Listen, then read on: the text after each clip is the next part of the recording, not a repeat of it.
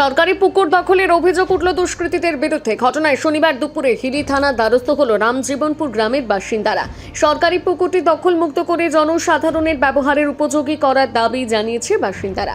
অভিযোগ পেতে ঘটনা তদন্ত শুরু করেছে পুলিশ।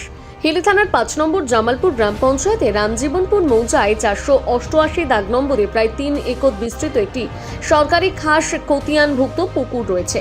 ওই পুকুরটিতে বাসিন্দারা গৃহস্থলীর কাজে ব্যবহার করতেন। অভিযোগ ২০১১ সালে বাম সরকারের পতনের পরে পুকুরটি তৃণমূল আশ্রিত দুষ্কৃতীরা দখল নিয়ে মাছ চাষ শুরু করে। গত ১৫ বছর ধরে সরকারি পুকুর অবৈধভাবে দখল করে মাছ চাষের পাশাপাশি লিজে দিয়েছে দুষ্কৃতীরা। ঘটনায় পুকুরটির গৃহস্থলীর কাজ থেকে বঞ্চিত হচ্ছিলেন বাসিন্দারা।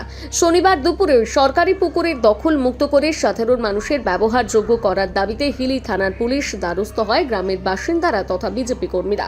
লিখিত অভিযোগ দাখিল করে সরকারি পুকুরটি অবৈধ দখল মুক্ত করতে সোচ্চার হয়েছে। অভিযোগ পেতে ঘটনা তদন্ত শুরু করেছে পুলিশ।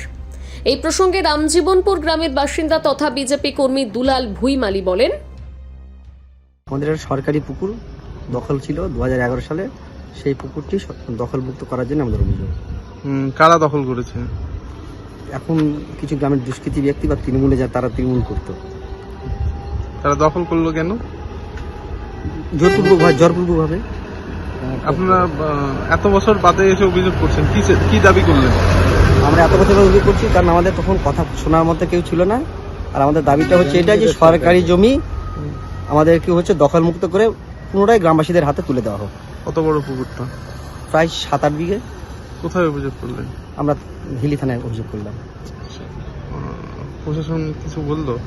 প্রশাসন বললো যে পুরো এটাকে ইনভেস্টিগেশন হবে, করার পরে এটা করা হবে।